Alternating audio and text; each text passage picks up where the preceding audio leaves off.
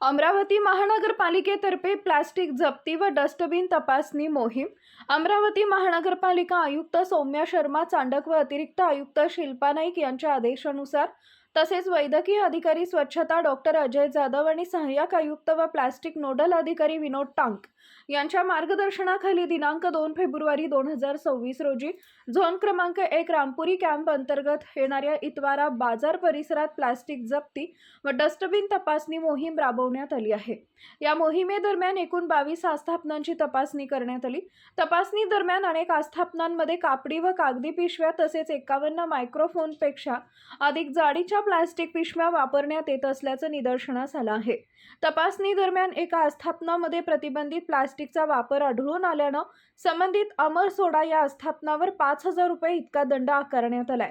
तसेच डस्टबिन नसल्यामुळे इंदोर जिलेबी कॉर्नर या आस्थापनावर 1,000 इतका दंड आकारण्यात आलाय। या कारवाईत एकूण 6,000 इतका दंड वसूल करण्यात आला आहे। सदर मोहिमेमध्ये ज्येष्ठ स्वास्थ्य निरीक्षक प्लास्टिक राजू डिक्याव, स्वास्थ्य निरीक्षक सचिन सैनी, निखिल खंगाळे, प्रवीण उसरे, एम सय्यद, परीक्षित गोरले, अनिकेत महल्ले, पार्थ हरमकर व रोहित हडाले उपस्थित होते। महानगरपालिकेच्या वतीनं नागरिक व व्यापाऱ्यांना प्रतिबंधित प्लास्टिकचा वापर टाळावा, प्रत्येक आस्थापनात ओला व सुका कचऱ्यासाठी डस्टबिन ठेवणं बंधनकारक आहे असं आवाहन करण्यात आलं आहे।